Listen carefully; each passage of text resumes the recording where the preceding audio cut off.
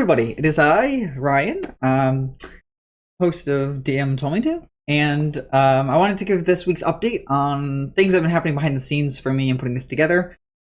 Gonna be a little late, I'm sorry, I had a busy week, but nonetheless, we have a pretty interesting update here for you guys, so hopefully you guys enjoy it. Alright, so let's get started. So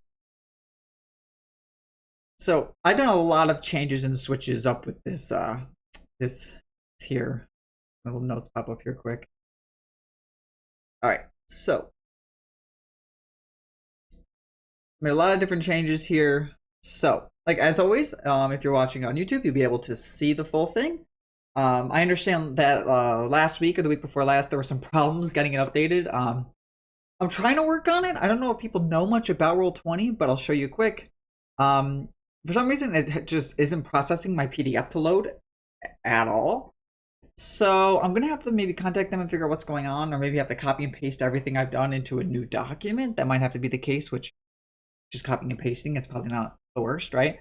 But I'll have to figure out what's going on because I can't get the PDF up, but I can get the website to work. So the link down below here should have the way that brings you to GMBinder to then allow you to click and download it. For some reason, it's not processing it as a PDF, and I don't know why. So if anybody knows GMBinder or knows somebody in your play groups at home that maybe knows, then maybe wants to send me a DM on Discord or something just to help me kind of figure out what's going on, because it's been processing a PDF for now a few days, so I can't figure out how to make it stop or restart it or anything. Anywho, we're here for the update, right? So I moved a lot of things around here in this update. So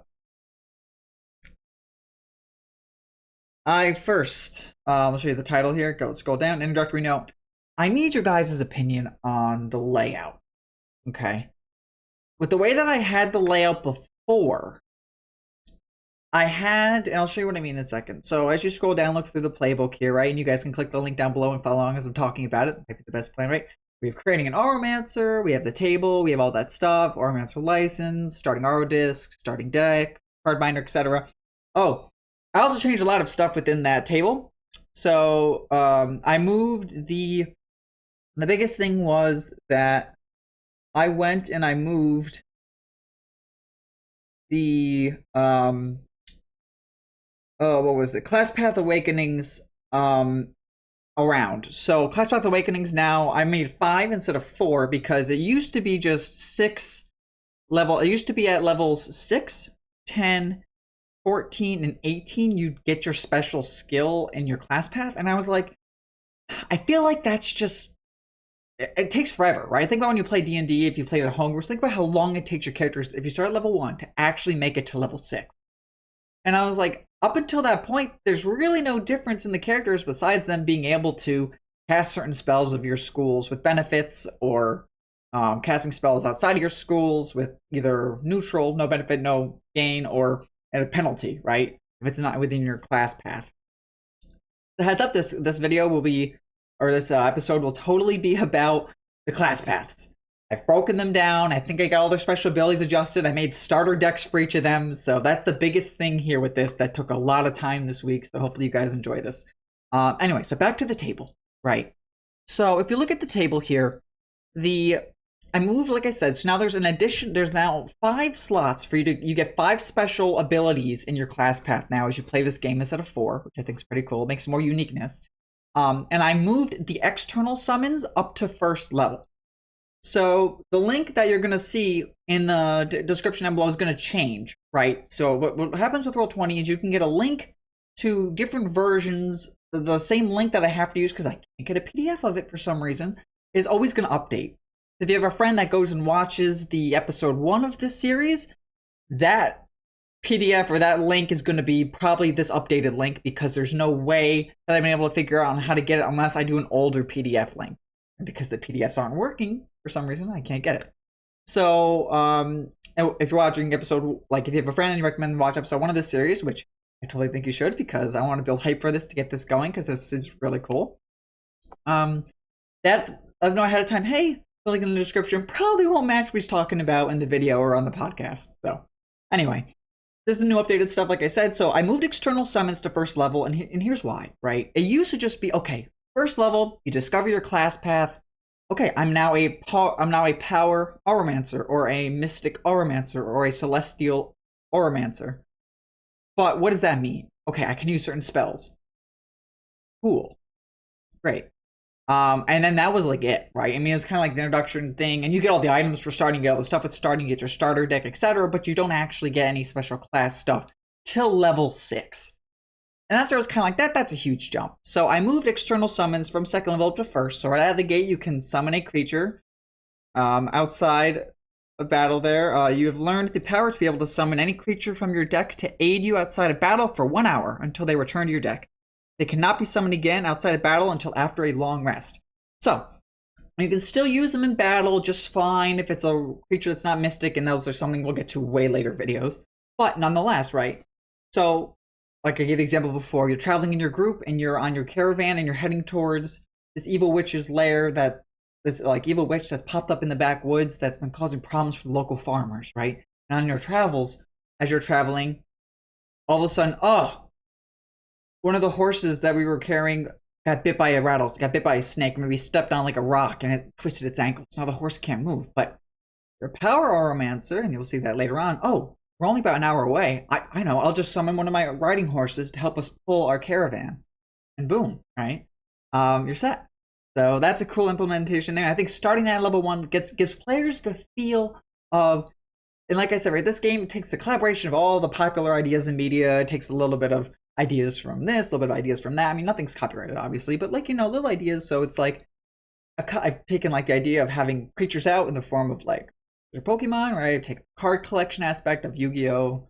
Magic together, put them into here. So this is like a whole shebang of all different fantasy ideas and games, but it is just D&D, right? So that's where it gets cool. Anyway, like I said, I moved that up, and so now there's 5 slots for Class Path Awakening. So as soon as you reach level 2, then you get the special Class Path first bonus of being in your school. And most of those are deck building buffs, and you'll see that in a second. So that way you can help shape the rest of your class building to think, okay, I should look for creatures of this element. Tell that later. Okay, so just want to talk about that first. Now, after you scroll down, you're going to see a lot of different stuff. So I used to have it where after this first page, or is this page 2, right? The creating an Auromancer, the first substance of the book, right? I then had it be following everything broken down from that table besides class paths. Next was the old way. So you could see, okay, what will I get at 11th level of Call of the Aura? What's that? I'll look right below the table in that description, and there they are. And some players, and I've looked in different D&D books, right? Some of them talk about all the bonuses every Auromancer will get, and then we'll do like a thing like class paths and break down what each one is, etc. If people like that better, I can try to shift stuff around. It's just this way looked the best on mobile and looked the best on other ways to fit everything nicely on a page without it bleeding over to the next, without having blank spaces.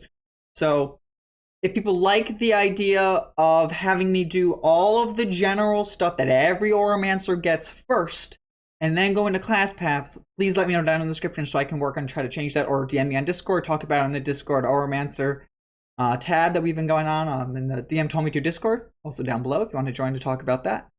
And so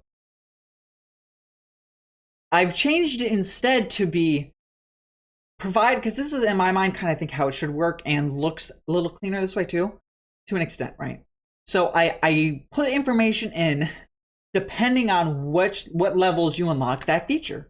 Because I feel if you want to be able to see, for example, key card, that's 3rd level. So I'm going to have to look beyond all the class path information because according to the table, key card comes 3rd, right? So, because your class path discovery is what's first. So I feel like you should be able to discover and look at all the different makings of different types of Auromancers you can be, and then look beyond that to see the information. I'll show you guys that later. Okay, without further ado, let's get to the nitty gritty, the new stuff. So enhanced backgrounds, nothing with that changed. It's now on the left side of the page of page 3 now. I shifted that over to the left side, and I was able to fit pack collector below that. So all the enhanced backgrounds is its own column, all nicey nice there. So when you make your characters, you then can look at the next page and see, okay, what type of background do I want? Do I want to be a guild artisan? So I have a deck bonus with constructs. Do I want to be a nurse and I have a deck bonus with fae? Do I perhaps want to be a student and, or I'm not a student, where's the one? A pack collector and have a rare as my bonus if I'm playing with rare creatures, right? As opposed to uncommon creatures. So you might not get your bonus early because you probably don't have very many rares early, but as the game goes, you'll probably collect a lot of rares and you'll have a huge benefit later.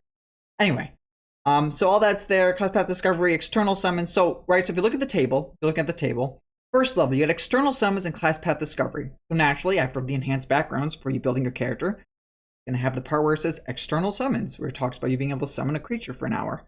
Then class path discovery.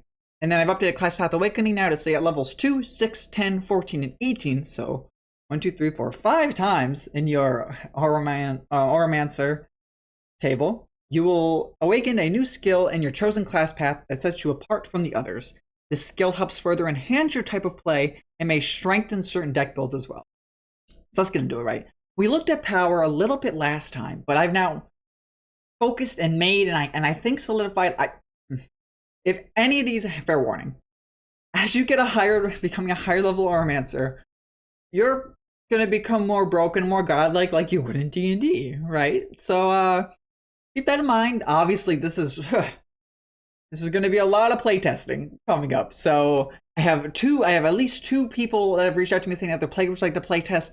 Please, if you are at home and you want to try this when this releases big and be one of my playtesters and potentially come on and give me feedback on how the game works, and we may be doing an episode just with us talking about feedback and stuff, that'd be awesome, you know, because I feel like that'd be really cool. And I look forward to that, and your name will definitely be in like the credits as a thank you, and your name will be all that stuff. So yes, if you want to playtest with your playgroups at home, just reach out to me. Even leave a comment on the either the video if you're watching on YouTube, if you leave a comment on iTunes or Podbean or what have you, just so that I know and I can help try to establish people to playtest, because I'm going to need playtesters to make this balanced, you know? Anyway, let's get into it. So, power class path, we talked about this a bit last time. Going down the class path of power allows you to dominate over your foes through the use of pure damage, to be able to knock out their Auromon faster than any other class. This playstyle is good for players that like to hit things very hard, right? So, and quite successfully. Choosing this pathway allows you to add your proficiency bonus to hit on power spells, while also allowing you to use celestial spells normally with no buff applied. Due to being so power focused, there is no time to learn mystic spells, and you subtract your proficiency involving the use of mystic spells. What that means, right? When you cast a spell, usually if it's a spell attack, if it's a spell attack, right? You'll add your proficiency, you'll add your bonus of that type, you'll add etc. If it's a power spell and you do it for damage, like a spell attack, because power is about dealing damage, right? You can add your proficiency bonus, and as you play the game, your proficiency bonus grows larger, and thus you hit harder with them. But on that same notion, you try to cast a mystic spell when you're in the power class path, will cause you to instead have to subtract greater, because you're straying further away from that path, right? Picture almost like a 3-pronged tree, if you will, right? Or like a triangle with like one point in the middle and each one coming out the sides. You grow more in one end, but by you growing in one end, you then have the other one being neutral, but the other one's a lot further away. So while you're enhancing your power skills, you're also neglecting your use of mystics through time and thus having a greater penalty. So this class path's awakenings are Haste of Power, Language of Power, Eyes of Exposure, Critical Strike, and then your last skill, Pure Power. We'll go into the power starting deck here for a second. I'm just going to move some things quick on my end. Okay, I got a new mic set up for my birthday, so really liking it, really taking it in. I think it looks great. But anywho, let me also do this. And that. Okay, so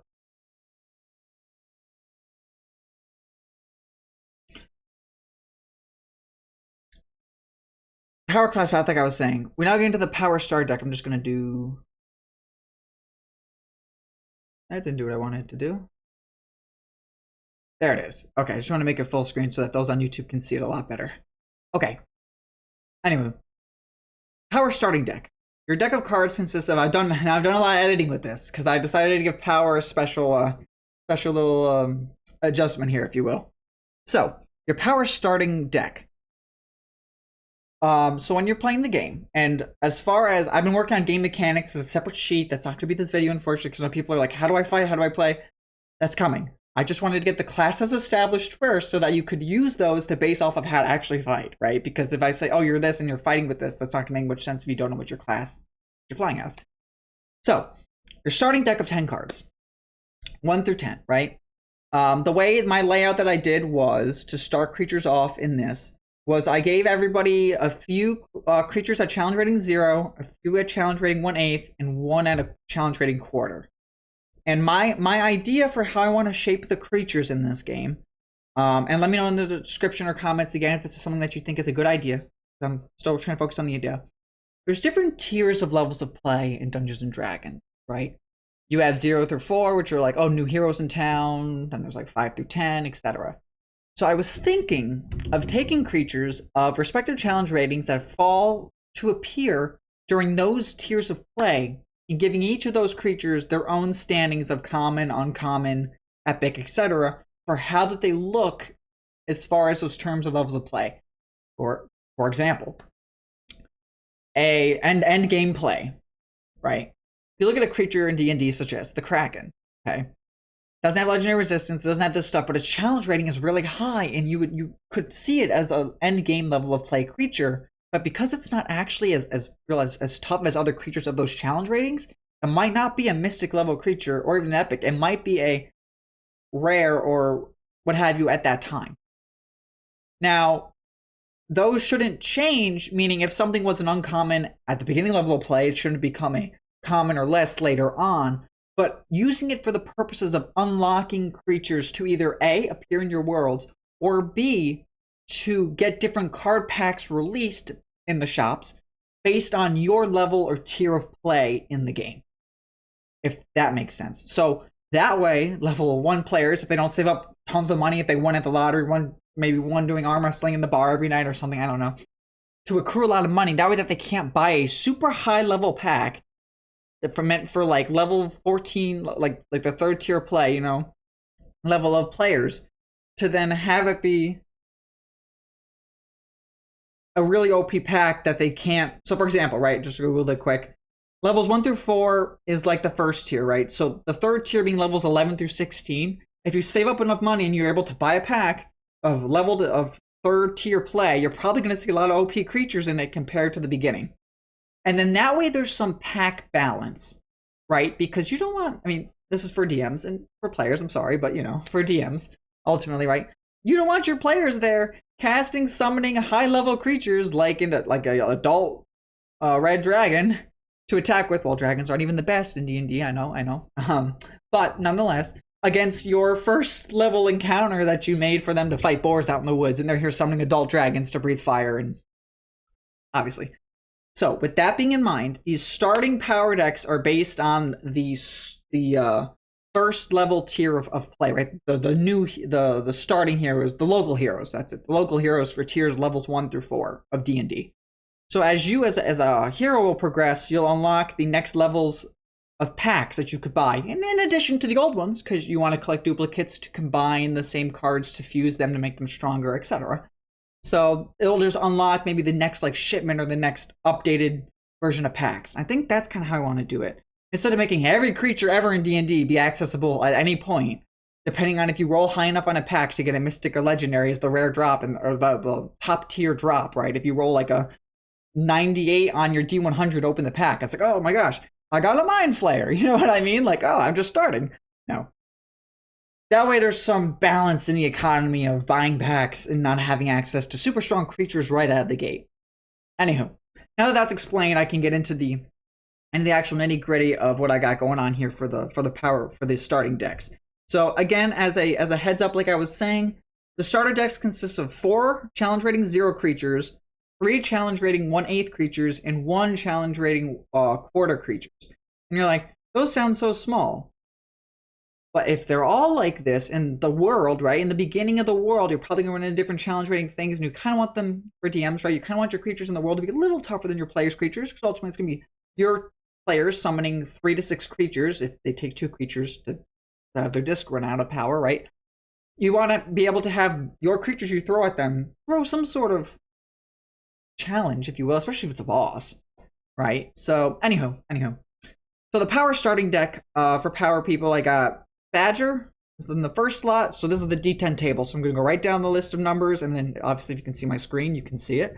But anywho, power starting deck, right? So we're going to start here with the first one being Badger, second one being Giant Fire Beetle, third one being Crawling Claw, fourth one is the Vulture, fifth is Giant Crab, which I actually think I have to change Giant Crab now that I think about it. Giant Crab, oh no, Giant Crab is 1/8, we're fine. 1, 2, 3, 4, yeah, I have to actually change Giant, no, we're okay.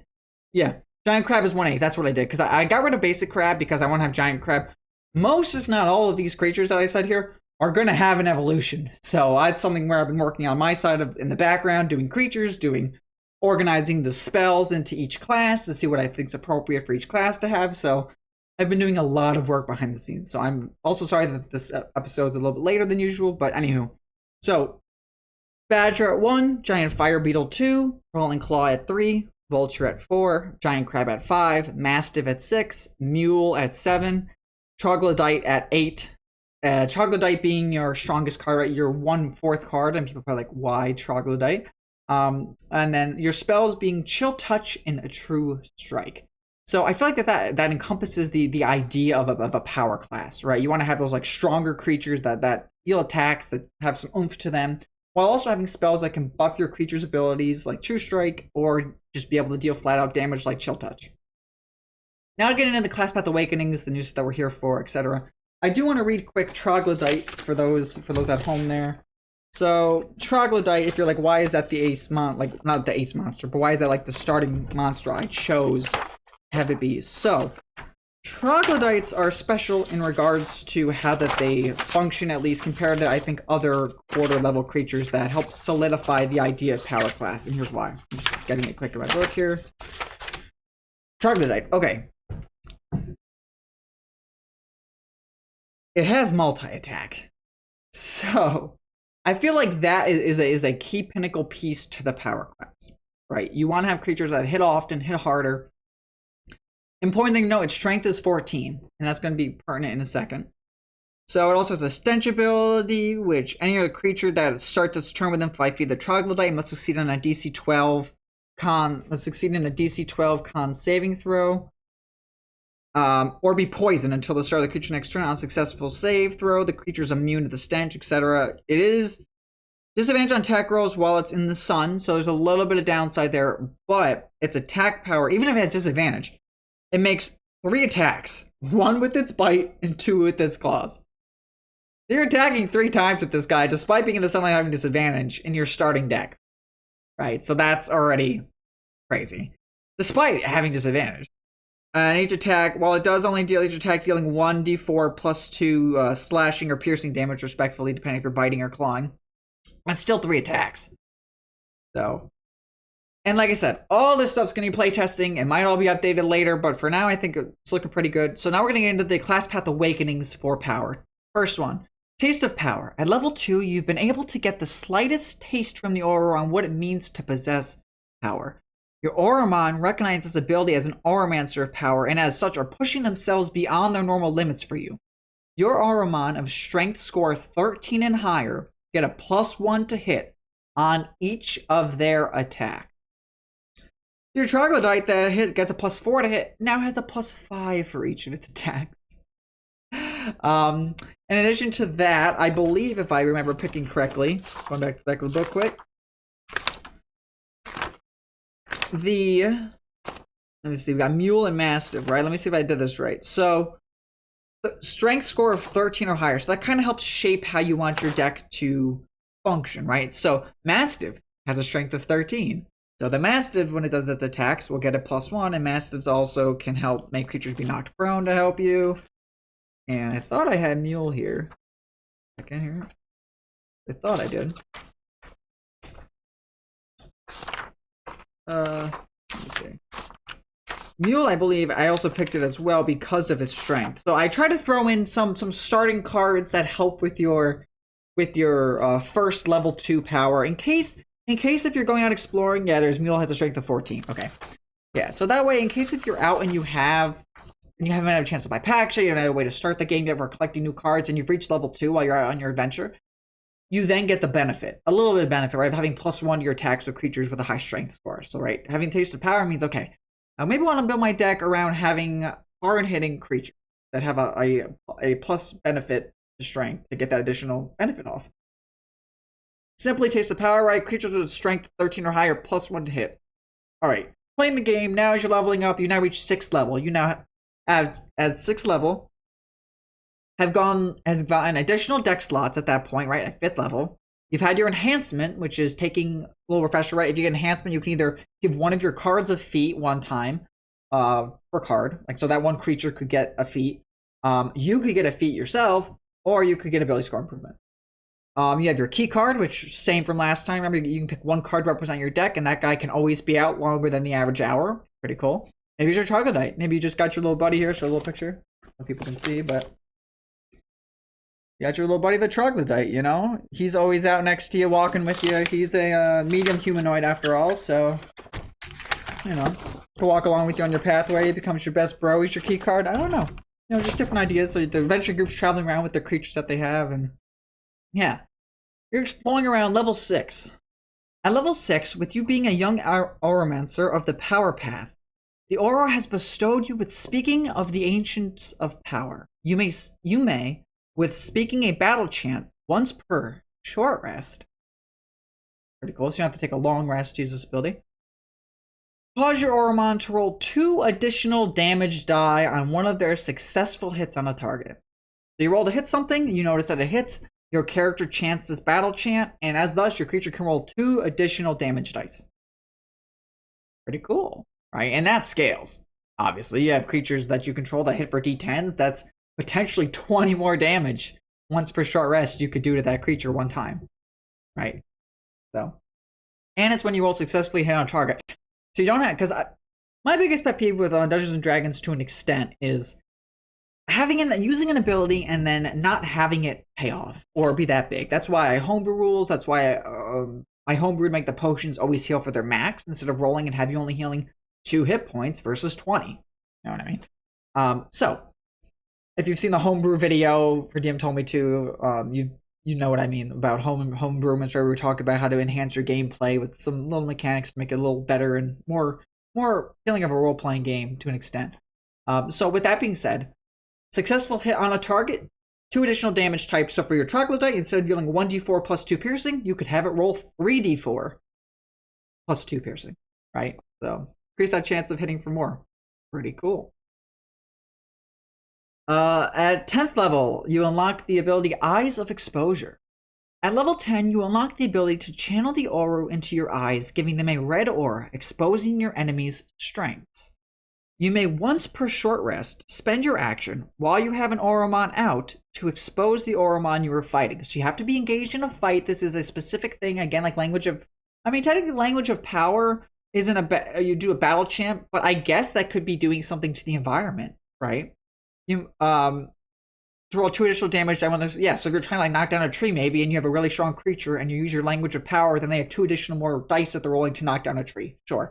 But Eyes of Exposure is when you're currently engaged in a duel or a battle, either the wild creature or another Auromancer. So Eyes of Exposure. At level 10, you unlock the ability to channel the aura right into your eyes, giving them a red aura around them, so your eyes are glowing red, and exposes your enemy's strengths to you. This one was interesting to make. So you may once per short rest spend your action while you have an Auromon out to expose the Auromon you are fighting. So you're using your eyes, right? You're glowing, you're analyzing and taking note of the enemy creature you're fighting. The exposure is told from your dungeon master to let you know the enemy Auromon's damage immunities, damage resistances, and condition immunities. This allows you to harness their strengths to help you and your team be able to damage the enemy for sure. So, what that means, right? For example, I'm fighting, let's see if I can find something that has that's relatively early. Let me see, I just want like something a little iconic, you know? Something with these effects, because these effects ultimately don't come till later anyway. That's why they're 10th level spells. But all right, Gelatinous Cube. It's the first thing I flip to. We'll use that, right? let's say you use your eyes of exposure, your eyes are glowing red, you're analyzing, taking note of all the different pinpoints that are on the gelatinous cube that's in front of your group as it's flopping its way towards you down the hallway. Condition immunity. It can't be blind, it can't be charmed, it can't be deafened, it can't be exhaustion, it can't be frightened, or it can't be knocked prone. I mean, obviously it's a cube, so most of these things won't apply. But now you know that. So, for example, your mastiff that's out, your dog that can knock something prone, won't be able to do that to this gelatinous cube. So you're then like, okay, I guess I have to switch out my Auromon, do what I have to do so that I can actually not and hit this thing and deal it for actual damage. Now it doesn't. There's a lot of different abilities in Dungeons and Dragons, right? So for example, with the troglodyte, I didn't want to make it be that you can see their weakness because there's far too many, and then that exposes to, well, what's the weakness, what's the creature's ability, etc. So I just wanted to do it as, what does this creature have that makes it strong, that you're able to pick up on, so that way you don't waste your turn doing something that they're immune to, right? So, okay, skeleton, perfect. Damage vulnerability, damage immunities, condition immunities, senses. So you'll be able to know the damage immunities, damage resistance, and condition immunities. So it's immune to poison. So you already know if you're using a snake or something that does poison, you're not going to be able to poison the skeleton. It's also immune to being exhaustion or poisoned, obviously. So you can't exhaust this creature if you're using a psychic spell, or you can't poison if you're using rattlesnakes. But now you know that as the creator. So you can say to your buddy who's a mystic guy, like, hey, switch out your snake for something else because you're not going to be able to poison the skeleton.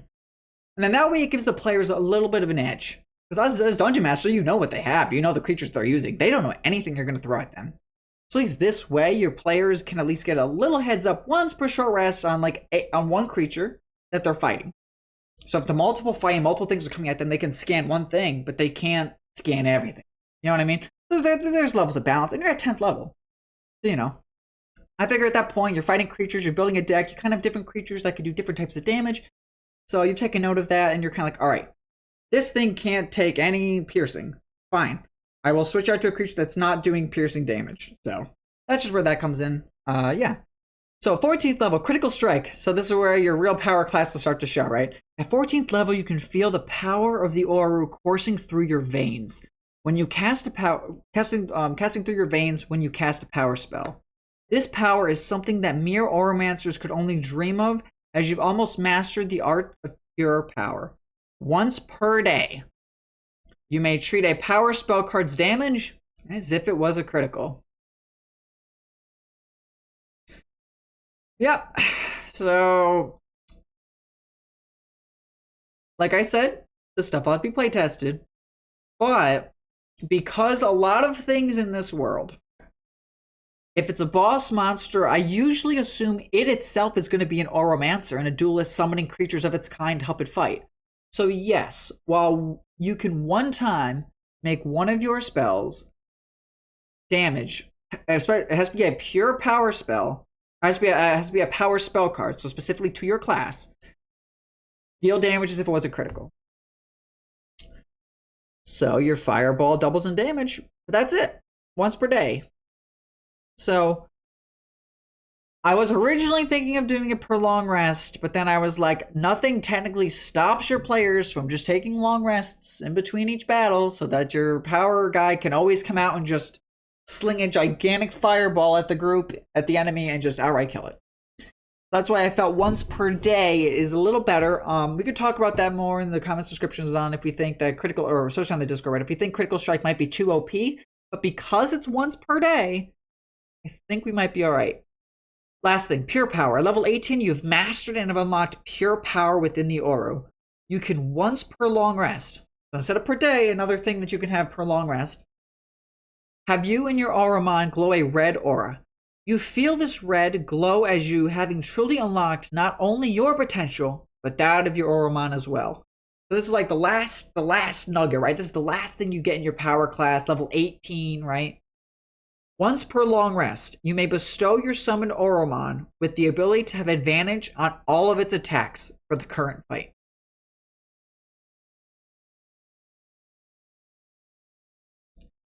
So, level 14, you can then deal double damage once per day with a spell. Level 18, right? This is the last tier. So they're all going to have OP things at their last level as a heads up, because that's how D&D is, right? Usually scale and power usually get stronger, usually unlock really strong abilities later on in the game. So once per long rest, you may bestow your summoned Auromon with the ability to have advantage on all of its attacks for the current fight. You're going in to fight the boss, you start glowing using your pure power, your creature you've summoned now, advantage on all of its attacks. Then again, this is level 18, right? So at this point in the game, you guys are masters of the world, right? You're level 17 to level 20. You are the tier 4, the top types of creatures, masters of this world. You're fighting like interdimensional strong creatures that pose a threat to like anybody.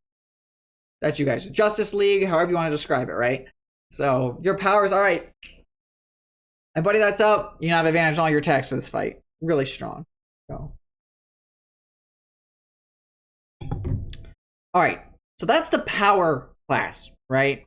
Those are your power abilities you'll unlock through the power class. So next one, Celestial. The Celestial class path. Going down the class path of Celestial allows you to keep your creatures alive longer than any other class through the use of healing, defensive, enhancing spells. So you boost your creatures, right? You make them stronger so that they don't die as fast as the other classes.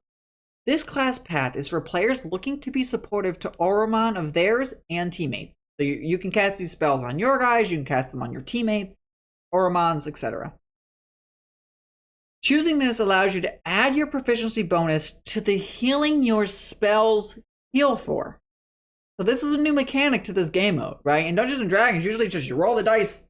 That's how much my healing spell is. You also get to add your proficiency bonus to the amount you heal as well. So what that means, as an example, if I was to look up Cure Wounds here, we're in the spell Cure Wounds. First level evocation, Cure Wounds. A creature you touch regains a number of hit points equal to 1d8 plus your spellcasting ability modifier. This spell has no effect on undead or constructs. So, and this is at higher levels, you can cast it by increasing the d8 for each slot above first level, etc. So, that means that you can add your spellcasting ability modifier and your proficiency to your healing. So you really amplify that role as a healer to try to keep your creatures alive, to outlast your opponents while they're fighting in the battlefield and they're hurt. Then you go, on my turn, all right, instead of you casting a spell, or instead of my creature attacking, I'm going to choose to heal up Dijas's creature, right? Or somebody that you're playing with to heal them so that they don't die. So, yeah.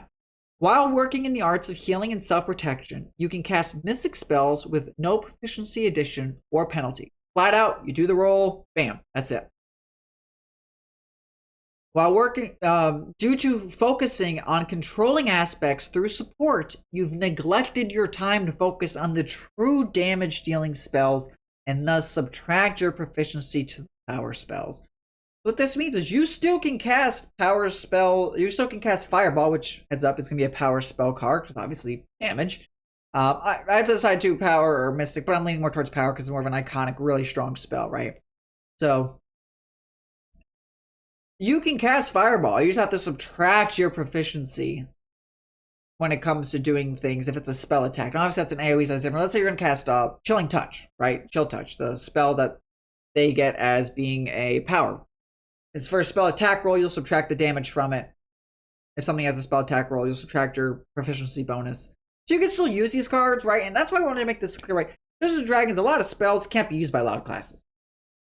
So, in this, I wanted to make it be like, you can, there's just a large penalty. And if we play and as playtesting, right, my playtesters will be like, you gotta stop, man. Like, some of these combinations are just way too strong for me to even throw at my players, and they're just trouncing everything I throw at them. Which is fair. That's something for me to learn and know. We might have to then make it so that you can't use just spells from another class if that's the case, which that happens. It is what it is. But nonetheless, right, so you will have to, by focusing on controlling aspects through support, you have neglected your time to focus on true damage dealing spells and thus subtract your proficiency to your power spells. Like I said, you're mainly, this class is a supportive class. Now, while Mystic spells do deal damage, and there'll be a few, I think, in Celestial class path that'll deal damage, you're more focused on, all right, I got my creatures out, I want to keep them alive. I want to buff them up, give them some benefit to some extent of helping them in some way, but I want to keep them alive. That's your main thing. The class path awakenings for Celestial class path are: the first one, the Strength of Good Deeds, Blessing of the Immortal, Spectral Armor, Healing Purge, and Thine Holy is Thine Weapon. That's a fun one. Just like coming up with the name for that one, and that's really cool. Like I said, all these things later at 18th level are going to be super strong. So the heads up, but that's how things are in D&D. So, Celestial starter deck. You pick Celestial. What cards on my deck to start with? You got that good Goat. You got Eagle. Myconid Sprout. Owl. Now, here's where we run into the thing of good creatures, and we'll get to this in a second. Your 5th slot is Guard. That's lawful good in nature for an alignment. Noble, which is lawful good in alignment. Tribal Warrior, which is lawful good in alignment. And then your 1/4 strongest card is Aarakocra. And then your spells are Blade Ward and Guidance to start.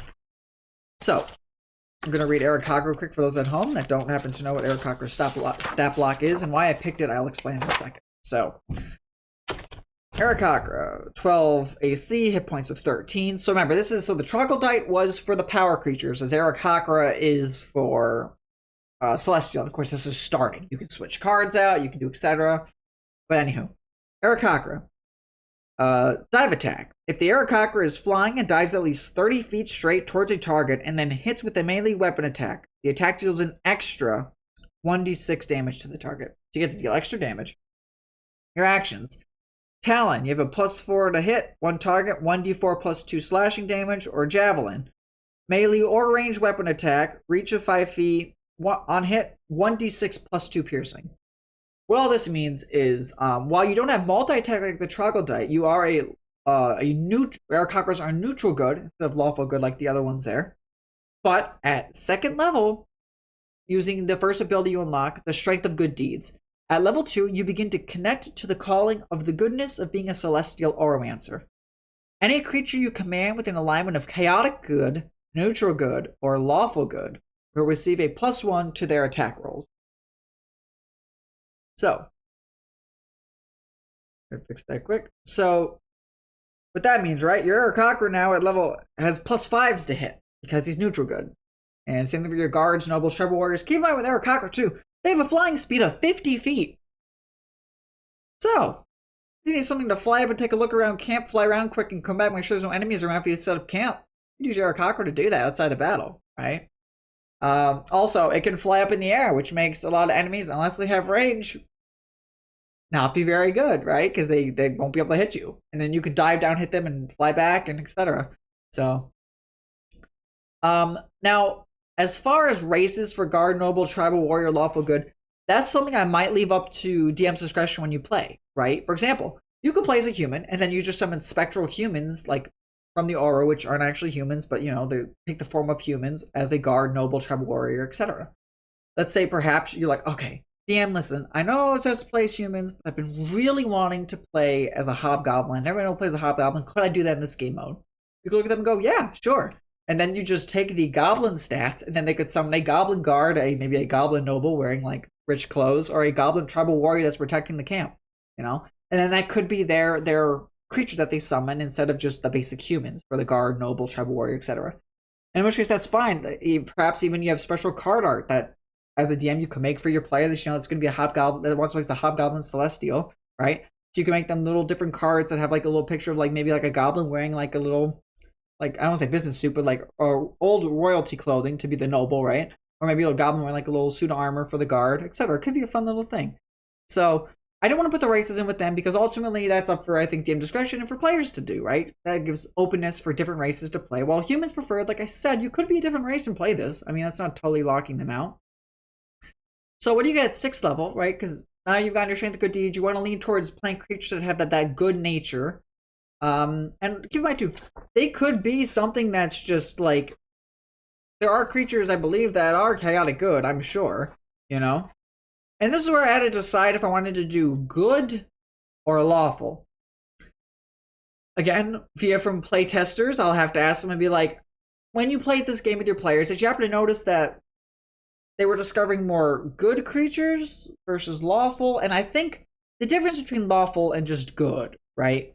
demons, a lot of demons, devils, etc., are lawful evil, which could lean you towards playing as like a corrupted, or even some dragons are lawful evil, right? I'm just flipping through the book quick.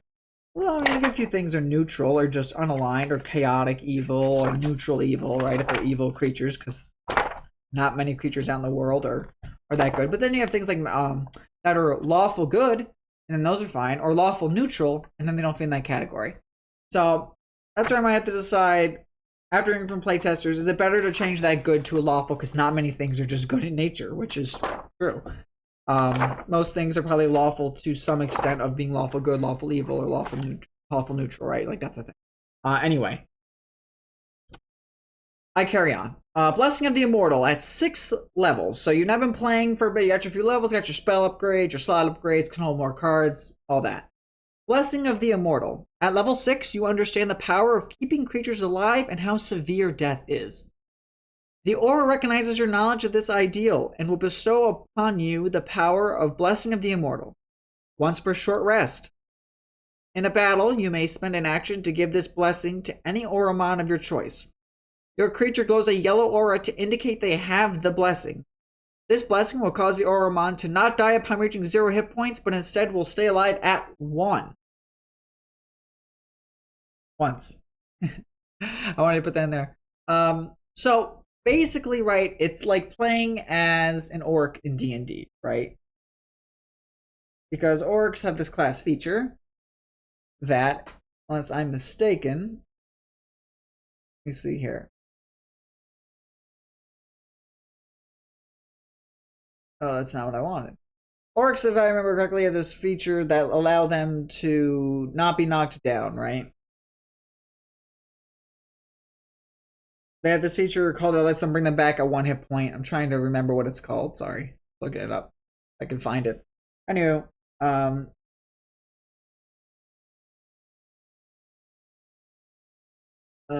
I've had people play as, I'm pretty sure, orcs, and they've been fine to do so, but or half orcs, that's why. Can't find it, I think. Go away, caps lock. Everything's popping up here. Okay. For the half orc class, tap with the pop up. Trying to find something. Well, not very helpful, but I think people know what I'm trying to say, right? You get the whole thing where it's, oh, if you die, instead you come back with 1 health and you're not dead 1 time. So, for sure it's called like Undying something, but I just don't remember it off the top of my head there. There we go. D&D Beyond, finally. Okay.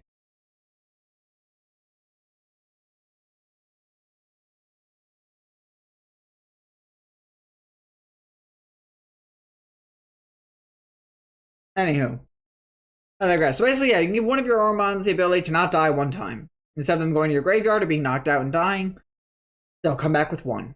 Which could be huge. If you're neck to neck with dealing with a bad guy and they just do like an AoE spell and cause all you and your buddy's mons to all your buddy's Auromons get knocked out and go to the graveyard, yours will then, instead of going there, will come back. 1 health.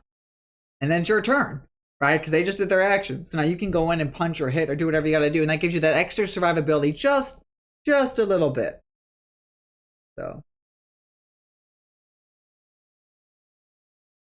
Relentless Endurance. When you're found it, by the way, for orcs. When you're reduced to 0 hit points but not killed outright, you can drop to 1 hit point instead. You can't use this feature again until you finish a long rest. So, I want to give you guys the power of that, but it's going to be a short rest. So, technically, you could take a rest in between each fight to give that to one of your Auromons 1 time. If that seems too OP, we'll change it, but I think that's fine. Yeah, that's basically it for level 6, Blessing of the Immortal.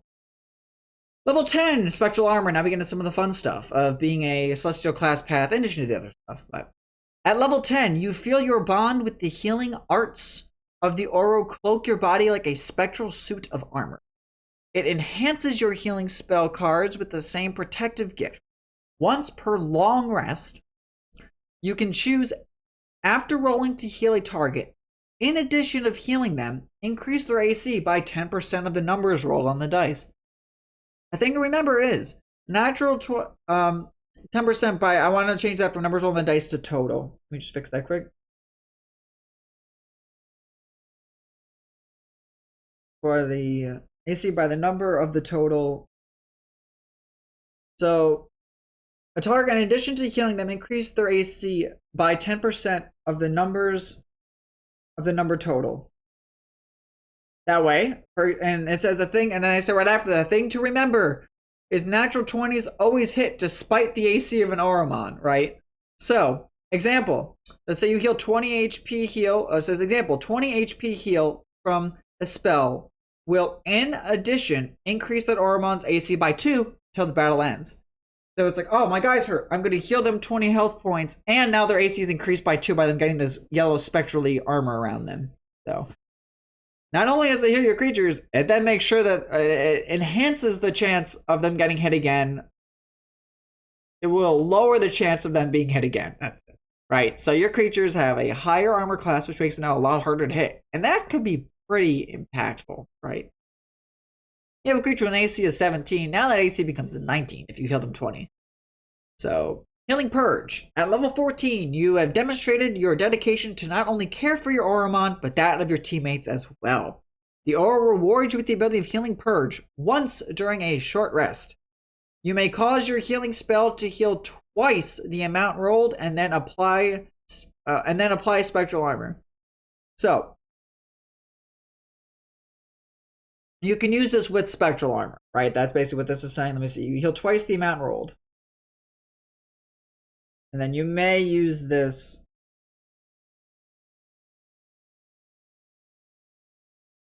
with spectral armor. Right, so I roll a spell, I heal my guy 40. Now their AC is increased by 4.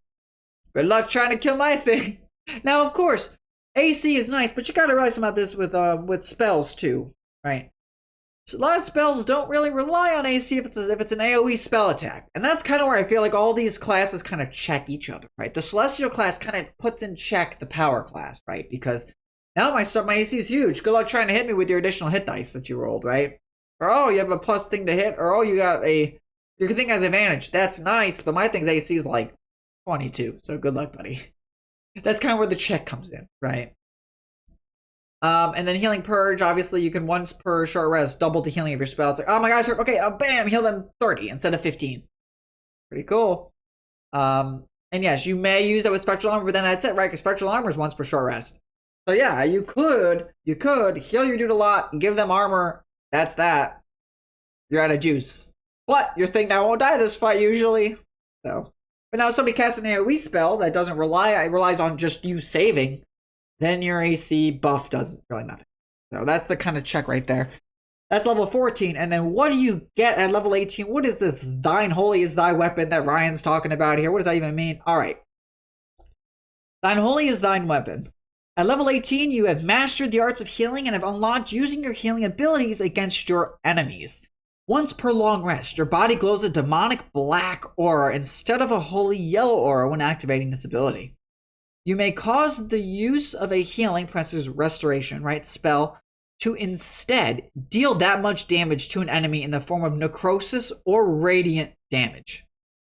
This may be used in conjunction with Healing Purge as well. So, instead of you healing your guy 20, let's say you Healing Purge, and then now you can cause that 20 to be straight damage to an enemy. This may be used in conjunction with Healing Purge as well, like I said. So now you've doubled that, right? Now your 20 healing now becomes 40 damage.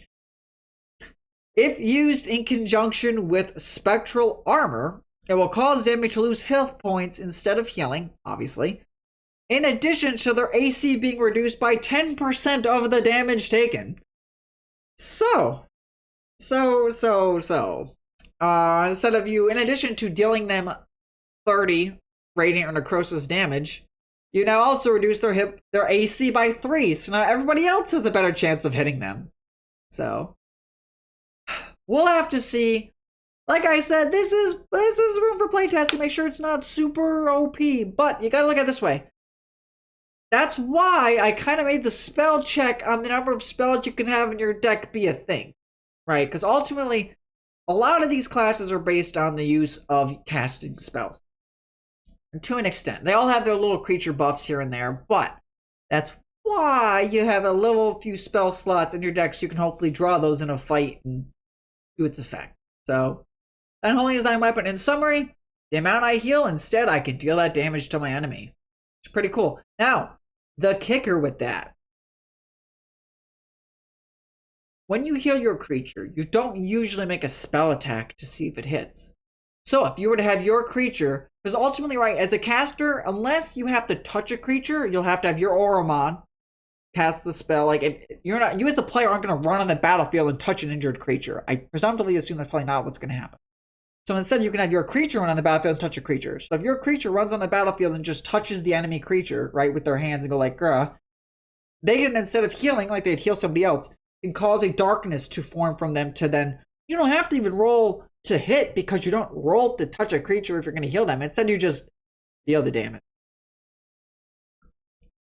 From my understanding of D&D spells in general, where was it? Yeah. I think this is from the player's handbook. I'm just going to check for a quick second. One of the if you're like, what's the max? What is this damage he's talking about? What is the max thing he could do here? Just looking at a spell quick, there's just a higher level spell for perspective, right? Yes, okay, so this is going to be a spell in our game. It's called Heal. That's a 6th level spell. Clerics and Druids gets that, but that's not permanent. Heal will be specifically like a celestial card, or celestial spell card, right? Choose a creature that you can see within range. A surge of positive energy washes through the creature, causing it to regain 70 hit points. Spell also ends blindness, deafness, any disease affecting the target. The spell has no effect on construct or undead. That's pertinent, right? Let's say you're fighting like a zombie giant or some sort of giant like Nightwalker. Nightwalker, I'm pretty sure, is undead, right? That wouldn't work on them. So thus, you wouldn't be able to deal them damage. But anything else, let's say you do that with Holy. Let's say you do one big grand bam, you've been saving your ability, saving your slots, you're fighting the boss, you come up to it, you're like, all right, I'm at 18th level, I'm going to use all my gas here. We're going to run up to the enemy creature, have my creature, I'm just going to cast the card and have instead of like a Holy Surge, right, it's a surge of dark demonic energy shooting by the ground on the enemy. Deal them, instead of healing them for 70, regain 70 hit points, instead they'll take 70. Just flat. Let's say you combine that with Healing Purge. 70 now becomes 140. And if you combine that with Spectral Armor, you've now reduced their AC by 14. So, now, at that point in the game, creatures are going to have legendary resistances, they're going to have legendary abilities, going to have stuff to mess with that. Anyway, so I know that sounds like 140 damage that's unpreventable, unrollable, and an AC drop of 14. Then you got to understand, that's it. If you're fighting this boss that summons creatures to help it fight in battle, that summons these creatures, alright, you maybe knocked out one of their creatures, but at this point, every player has like 3 to... And this is saying, too, as DMs, right? You can make your enemies be able to summon 4 or 5 creatures. Just because your players are limited to 3 doesn't mean you have to be as well. So that's just where an example of how strong this could be, right? But after that, you're out of gas. That's it. You did all your tricks. So you kind of got to weigh that out. So, yeah. After that, then it's like, all right, then I cast another spell and it does that. And you're only going to have a few spell slots, right? What was it, level 18? Let's look quick. At level 18, you're going to have 6 spell cards in your deck of 30. So your chance of drawing those is 1 out of 5. And that's where the whole deck building element comes in play, too. Where these abilities are nice, but you might not have a spell always when you need a spell. So that's kind of where that check and balance comes in. That's why I don't want to make it be like, you have all the spells in your deck, you can put as many as you want in. Because then players could just have 18 spells and 2 creatures, like, all right, I'm just going to blow up everything I see. Where the check comes in. No. That was Mystic. I'm sorry, the Celestial with its Strength of Good Deeds, giving you buffs to creatures that you attack that have the good, some sort of good alignment. Blessing of the Immortals, keeping your creatures alive at 1 hit point 1 time instead of it dying. Spectral Armor, giving AC buffs in addition to healing. Healing Purge, just flat out doubling your health buff because you're a healing supportive class. Might as well have that. Thine Holding is thine weapon instead of healing. Now you can deal that as flat damage to something. Pretty cool. And all those work in conjunction with each other and all that. Alright, last one for today. I know we've been talking for a bit here, reaching the 1 hour mark, sort of. Mystic Class Path. So going down the class path of Mystic allows you to completely control your opponents through the use of battlefield AoE spells, as well as harnessing the elements of the Auru. This class is designed for players that like to cause chaos on the battlefield for their foes, as well as taking out large groups of enemies. So you're the controlling class. As far as the other classes, like power, that's like, I'm going to make my creature stronger, advantage on hits, strong damage, etc. Celestial's like, I want to keep my creatures alive and lower your chances of dodging other future attacks. Mystic Class Path takes all those out the window and is like, alright, chaos, let's go. Here's what that does. By being chaotic in nature, you'll be able to add the proficiency bonus to Mystic cards, as well as being able to cast power cards with no benefits or hindrance. But due to your studying elements, let's say elements, not elementals. Fix that quick there. Due to your study of elements, not elementals.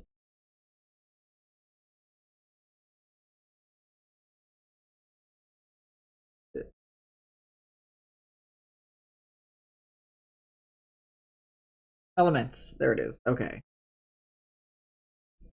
Your study into the elements and battlefield controlling aspects, you've neglected your connection to the way of medicine. As thus, you'll reduce your celestial cards by your proficiency score due to using chemicals as a form of harm. You're the alchemist, right? You're the AoE controlling effects like Mystic Pattern, causing them to fall unconscious, casting sleep. You're the chaotic kind of wildy of the classes, right? You're like, all right. Oh, DM's like, all right, group of these 15 goblins come running at you guys. You're a higher level. You're like, all right. Cloud kill, let's go. You just have this moving cloud of like death come rolling across the battlefield towards them. So you're the AoE kind of controller guy, but you can't really heal. Your healing effects are reduced, etc. So you're all in on the power elementals and causing chaos for the enemy. So Mystic Class Path. The class path awakenings are Elementary, my dear Watson. Auru's spell connection. So you think you can hide a Mystic's brain alteration, and a chemical genius. Let's get into what that means in a second after I describe their starting deck. So, Mystic's starting deck. You get Awakened Shrub, Scorpion, Homunculus, Spider. Then we go from the zeros right up to the 1/8. Flump, Diseased Giant Rat. Specifically, not Giant Rat, but specifically Diseased Giant Rat. In the player's handbook, you have to look at the little notion below Giant Rat to read about what it does. Poisonous Snake, and your ace, Steam Method. Your spells are Acid Splash and Minor Illusion. But keep in mind, you can cast these spells outside of battle too on your things. So that's where you'll have some utility for outside of battle. And I want to check something quick for the Flump, because I thought for a second. Yeah, Flump is 1/8. We're fine. For a second, I was like, is that a quarter? No. I understand. I've been looking at these creatures for a while. So I'm looking at a lot. All right. I wanted to tell you quickly, Steam Method. That's what I was going to explain quickly, because I've been explaining each of these decks' ace monsters to you as players. So Steam Method. What does that mean, Ryan? Okay. So I looked at all the methods. Because you're an elemental class, I was like, what is one that can give you the best kind of bang for your buck at a half level, right? And I decided to end up going with Steam, and here's why. So AC of 10, hit powers of 20, or hit points of 21. Death Burst. When the method dies, it explodes in a cloud of steam. Each creature within 5 feet of the method must succeed on a DC 10 dex saving throw or take 1d8 fire damage. So you're like, all right, here's my ace. My ace dies, like my strongest part of my deck when you start, right? It's like, all right, if that dies, bam, now it explodes and deals fire damage. You can cast Blur. You initiate spellcasting, so your creature on its action on its turn can cast Blur, requiring no material components. So you cast Blur to then make your method hard to hit. Your attacks are Claw, which is just you attack one creature and 1d4 slashing plus 1d4 fire damage. So you have that little bit of elemental damage in there. And you have the ability Steam Breath. So while the power deck is all about multi-attacking, hitting harder, celestial stuff, the Arakakra is about flying up in the air, dodging hits, flying back down, dealing damage because it's neutral. It's a neutral good there.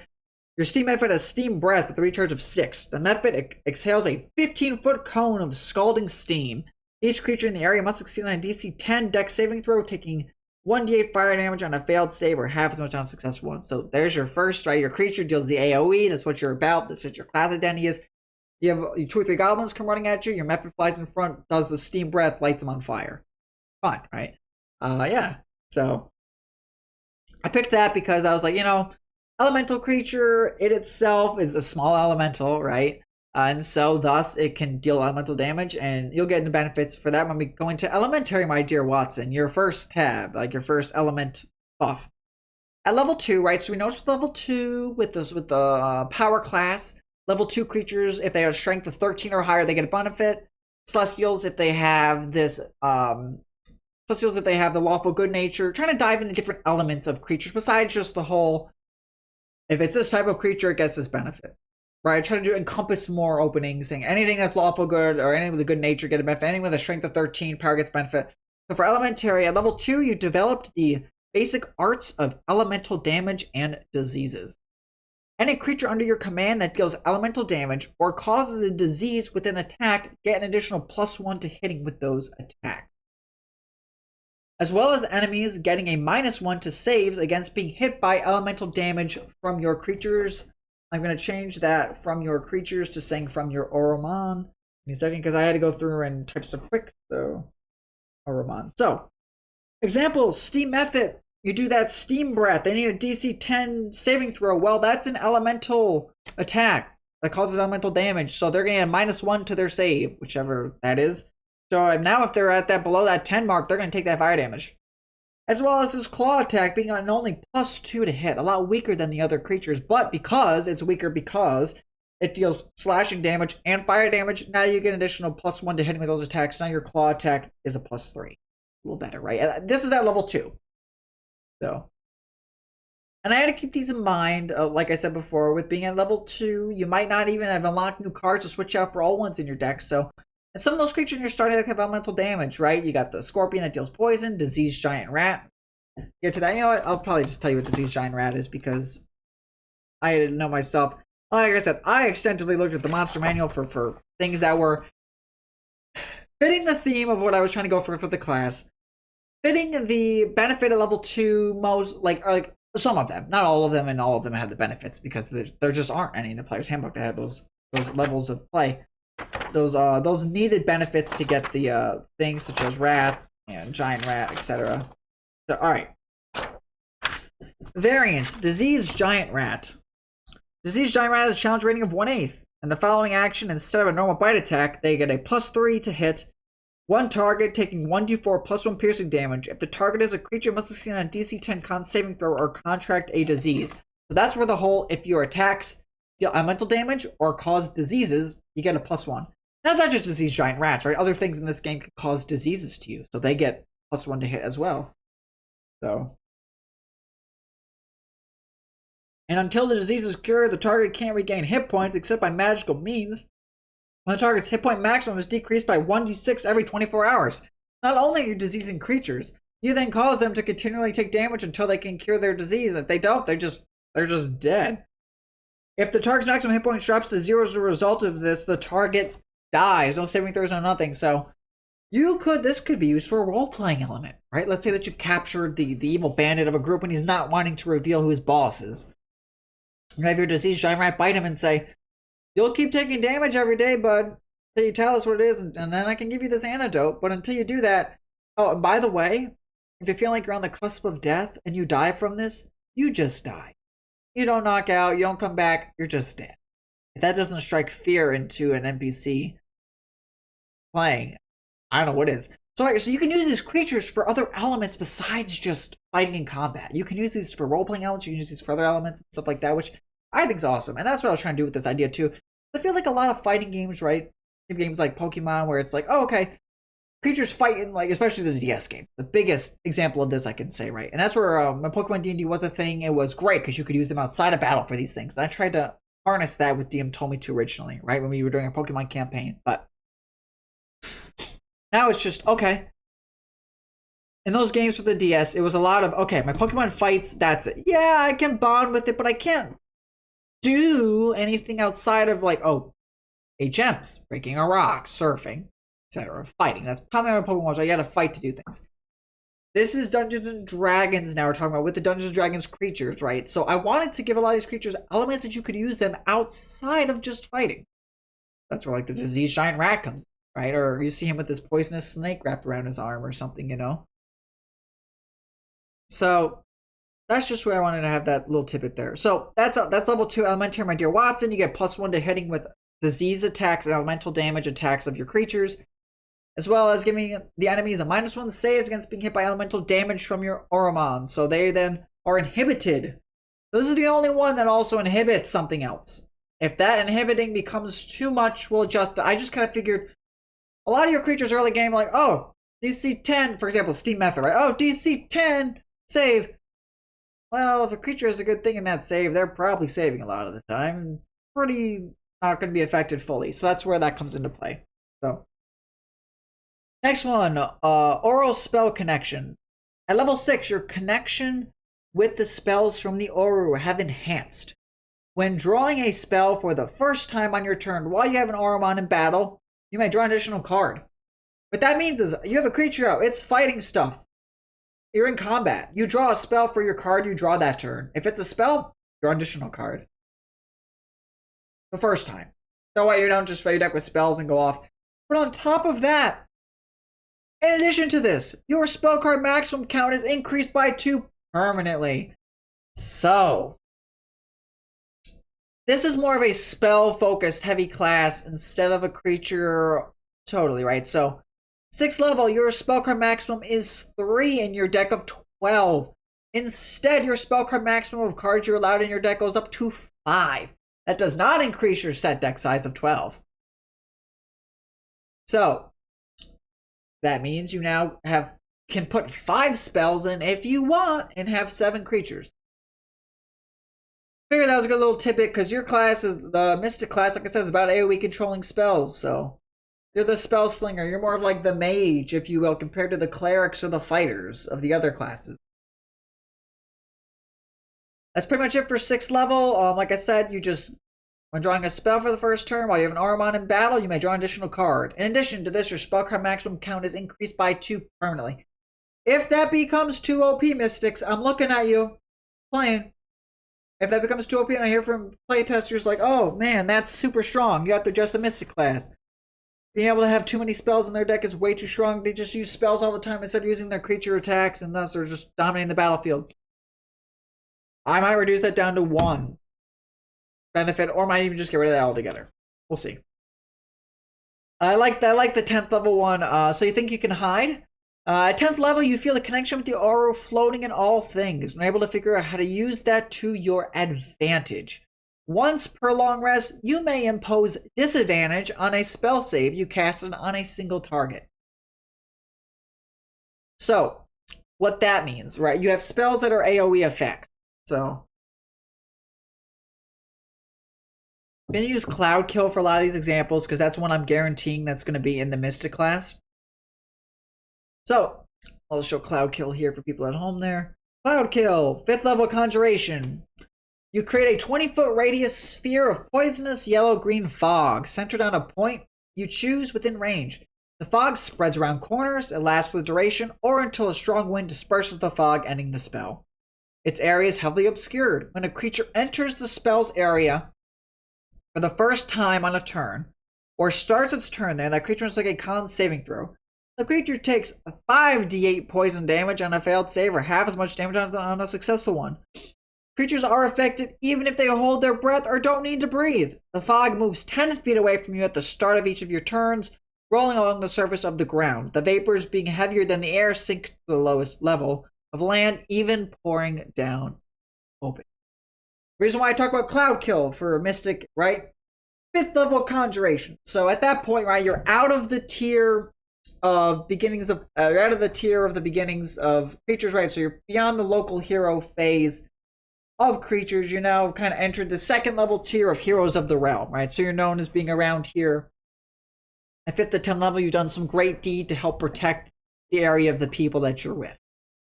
So using Cloud Kill as an example, right? You casted this AoE, but you can impose disadvantage to one creature on that save. So instead of them needing a con saving throw compared to whatever your stat is of being a Mystic Auromancer, you can impose disadvantage to one creature that's in that area, whether it's the enemy's Auromon that they're fighting with, or if it's against a bunch of wild creatures, you can impose disadvantage to one of them to make that con save. Also, once per long rest, you may double the radius when casting an area of effect Mystic spell. So, Cloud Kill would be an area of effect, right? A 20-foot radius sphere. Anything that doesn't target a creature. An area of effect. So instead of a 20-foot radius, now it's 40. Like I said, you're about chaos, and the reason why it's called Now You Can Hide, meaning, or called So You Think You Can Hide.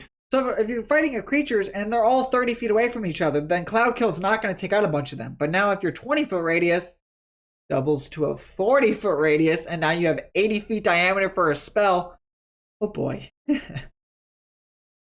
So I just wanted to throw that out there. If Mystic becomes too strong, like I said, we'll adjust stuff, but I just want to see how this works, man. I just want to be able to get different classes, different play styles of play that they can look forward to. At level 14, a Mystic's Brain Alteration. What does that mean, Ryan? Well, at level 14, you've been able to train your mind as an Auromancer to allow you to focus on more than one aspect of casting spells. Your body, after concentrating on its first spell, will also allow you to cast a second concentration spell and be able to concentrate on that as well. Now, in D&D, a good number of spells are need concentration, such as Cloud Kill. Right, we would use that as our example here. Instead, when your body does this, it will glow a light blue color. You will then have to make 2 concentration checks if you as the Auromancer take damage like you do if concentrating on one spell. What that means is, right, in Dungeons & Dragons, if you get hit for damage, you then have to roll to see if you keep your concentration. Same thing here, but you have to do it twice, once for each spell. You may just concentrate on 2 spells here. That is huge. When it comes to roleplay, it's huge when it comes to combat. And you have those additional deck slots. So you getting one of your concentration spells you want is probably pretty good. So we'll see if that becomes too much chaos. But at that point, you're level 14, right? You're on the cusp. You're right in the not on the cusp, but you're in the middle of from 11 to 16, right, of a master of the realm. You can now concentrate on 2 spells at once while your creatures are out there fighting. So, Chemical Genius is the last tier of the Mystic class path. At level 18, you've mastered the arts of using the elements within the Auro and have such figured out how to change their chemical composition. After you or your Auromon cast a Mystic spell that deals elemental damage, you may change the typing of that damage. An example would be having the spell Cloud Kill be made of pure fire. So instead of this gas, yellow-green gas, it's just wispy air that's exploded with fire instead of poison damage. Elements of spells are, and I put the whole element list there, acid, cold, fire, force, lightning, necrosis, poison, psychic, radiant, and thunder. That way, if you're fighting a creature that is immune to something that your power class guy's been able to tell you, like, oh hey, this creature, I didn't know this, but this creature here is immune to poison. So your chemical genius, your Cloud Kill will do nothing against that skeleton we talked about earlier, right? But now you make that fire with all the skeletons goodbye. So, just for perspective on how that looks. So, figured at that point, right, you cast a spell, you then can change its chemical composition, and now deals the type of damage you want to benefit you. So, I was also thinking of possibly doing the idea of having you dual damage, have it be like fire and poison, and I was like, that might be just too much. So, with that, that is I think, the finalization of the class path discovery. So, right, at level 1, first level, you pick your class. You then can go into, when you're building, and that's nice too, when you're building your Auromancer, you then can decide, all right, what background will help me the most? Well, okay, I know that usually giants or certain things that are more physically strong than other things have benefits, but you're like, all right, I know that elementals deal elemental damage. So maybe when I'm building my character, I want to be a for me, if you're min-max, if you're it's min-maxer, which is totally cool. If you are, totally cool. If you don't like min-maxers, whatever you have for your play style should be determined for your playgroup by asking your DM, right? Let's say you're like looking at your enhanced backgrounds we talked about last episode, and you're like, all right, sage. I want to be a sage because I like elementals. I like things that deal elemental damage, right? And oh, what's the best one for that? Well, it's going to be playing as the mystic because your elements, things that deal elemental damage get a +1 to hit. So if you're min-maxed, right, you could be a sage mystic and just cast your spells that are elementals, but they get bonuses. And something to know too, a chemical genius, your Auromon casts mythic spells. Your creatures can cast spells as well. Right?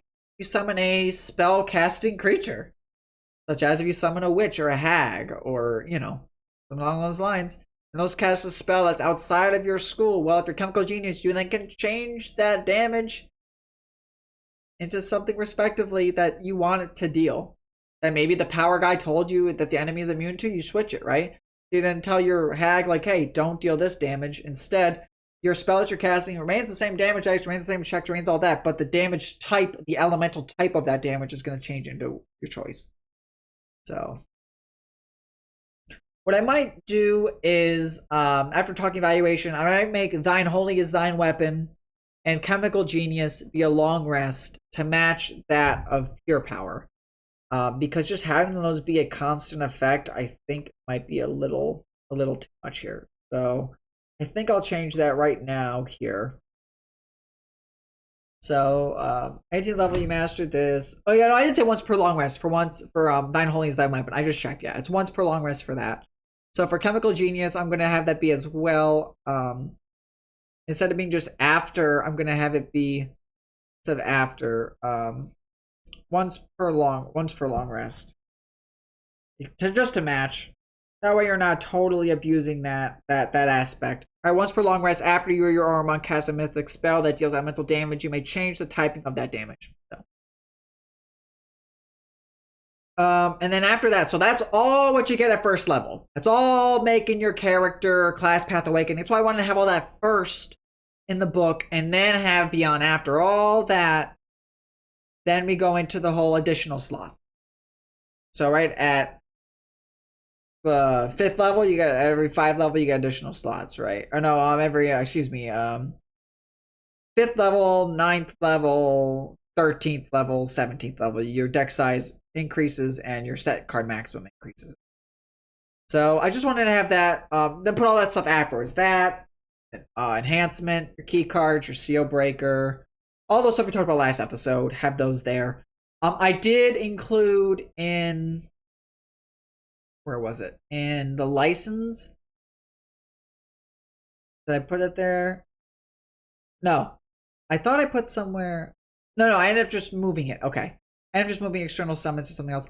I wanted to say, let me check my notes, because I have a little notes on stuff I wanted to say. Yeah, so I talked about the changes to the Auromancer table.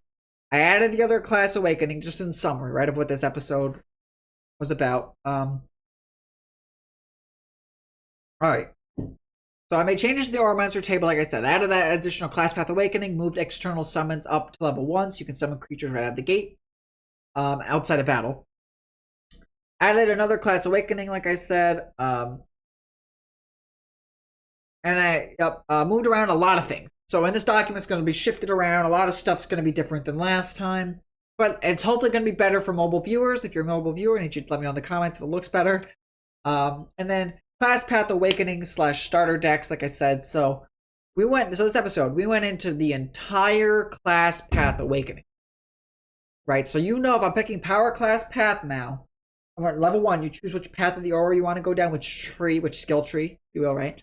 Which tree that you want to go down, and you're like, all right, my power class path, I'm going to do these. So you'll know, okay, level 6, I'll be able to have my Auromon roll 2 additional dice. Level 10, I'll be able to, I'll get insight onto the enemies to know, okay, what are they immune to? What makes them strong? What should I switch out or tell my teammates, hey, don't cast fire on that. That thing's immune to fire. It doesn't look it, but it's immune to fire. Mystic, you better switch out, you know? Or if you want to be the Celestial and be like, all right, team, I'm here to heal you up, buff up your AC. Oh, listen, I know your thing, really strong unit, but its AC's weak. What if you made its AC stronger? And then that thing just becomes an absolute powerhouse. So, or you're Mystic and you're like, all right, I know we're gonna be like, let's say DMs, you're playing a campaign where it's like a war between different races and creatures in the world, and your Auromancers that you are is a special battalion of heroes that are going out and they have to go battle against. They have to try to make it to a certain location to help move your army's advancements forward. So your group plays as a few Mystic class path wizards so that they can be able to cast spells like Cloud Kill and things in areas to blow up just a bunch of goblins. They make rolls to see if any of them get the cards from them. The cards come shooting at them, and then they can play goblins and in their own decks to maybe be infiltrators to go against the goblin army, because now you control those creatures, right? If you make, so for that campaign, the mini idea I was just talking about, right? Let's say you're in that war battle campaign, you blow up a lot of the enemies, and they happen to drop their cards for you to use.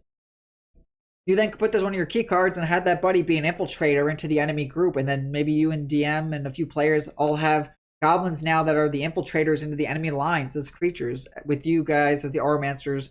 Maybe you guys somebody cast invisibility from your group on you guys to protect you while you're watching your key card goblins now go be infiltrators into the enemy base. Maybe they set up devices rigging to explode or something, and that could just be great role play elements as well as combat, right? Just as an idea for how that this whole idea of this CCG and D&D works, right? They're calling it now Auromon, Auromon, a CCG inside of D&D. And CCG could be collectible card game, it could be creature capture game, it could be a bunch of different things, whatever you want it to mean of D&D.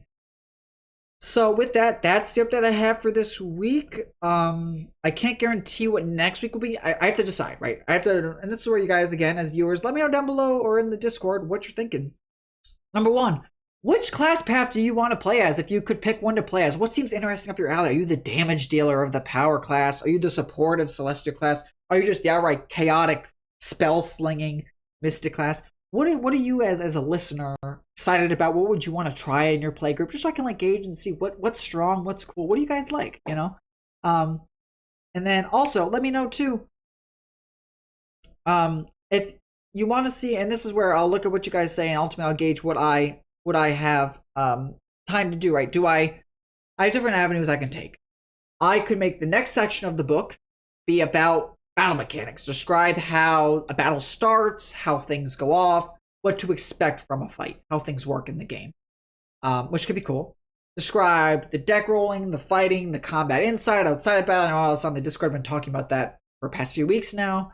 I could go into developmenting of releasing these spell lists for each of the classes, and I go into depth talking about why each spell is assigned to a class, and hopefully that's not broken. We talk about that for an episode. I could go into card pack making and distribution, which I would need to have the spells made already for that, but then talk about different card pack ideas. I can't guarantee if this will be up when the video goes up, but I'm hoping to hopefully start to get a Patreon established for DM Told Me To, just because on top of me going to school and work like everybody else, I'm also doing this, I mean, for fun, but also, you know, and that way we could potentially unlock tiers to have appear in the book. We want to have a fourth class path be the Dark Auromancer, and they don't get benefits or anything here, and they have their own custom list of spells that they use, and they get benefits to shadow-like creatures or creatures that are evil to almost counteract the Celestial class path. And they have their own special spells that they use and things. Maybe that could be a tier that's unlocked in the Patreon of enough support, then I make the fourth spell in the class list path here be somebody who plays a Dark Auromancer. That's all about evil and corruption, and maybe they hurt their own creatures for huge benefits to them or something. I don't know. That's just a few ideas that have been flowing around. Also, I'm probably going to make a Patreon tier where if you're in that tier and you're there for during my months and times, you can potentially have your own creature enter this playbook. Obviously, me and you will talk about it and figure out if that creature's too OP, what we want to do with it. Have you had those creatures have evolutions? If there's something where it's like, oh, you know, Ryan, I've drawn my... And this is where it's kind of like, I would prefer if you have an idea for a creature, maybe you find the own image, or I could find the image. It doesn't matter to me. Depends on what you want. But or if you're like, oh, I drew this creature that I really liked in a fantasy game that I played with my friends, and I could that incorporate here, and you and I talk about it, and then if you could see your own creature in the book someday for people to play as and use and cast from the cards and be able to collect and fight with, So that might be a tier in the Patreon too, being its own creature creation here or something, So I'm going to be updating the Patreon for this now, switching away from our old campaign idea into this new Auromon project idea. So hopefully if you have a couple extra dollars every month and you're like, listen, I want to support this project. I think what you're doing, Ryan, is awesome. And I want you to keep going good. And I want to be able to unlock benefits for this. And we could use that to potentially, right, if you reach certain tiers, be like, all right, we reached that tier on Patreon. Volvo expansion for Volvo's Guide to Monsters. That's over there. Or, oh, Xanathar's Guide to Everything. I want to now incorporate those spells and those mechanics into this game and stuff. That way it's away from just the basic player's handbook, and it incorporates eventually all of D&D. But, like I said, that is going to take time. That's going to take effort on my part. And as you guys are creating stuff as well, too, maybe we unlock a tier eventually on the Patreon that could allow me to make cards with pictures of all the creatures and their evolutions, because these creatures, you have to remember, I'm going to make evolutions with special abilities and mechanics as well.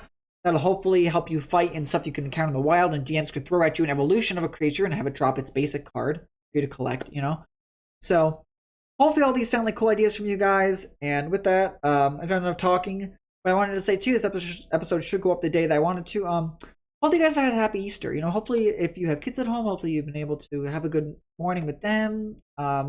Even if you're not somebody that has any children and you're a child yourself, hopefully you've had a good Easter as well. Maybe collect a few collect eggs with candy in them, or have been able to just spend time with family. It's ultimately holidays are, especially now with COVID and everything going on, holidays are just so important. Even if it's just calling up a grandparent or a family member, or even just a friend that's far away that you haven't talked to in a while, that can mean a world of difference to somebody, especially if they're going through a hard time.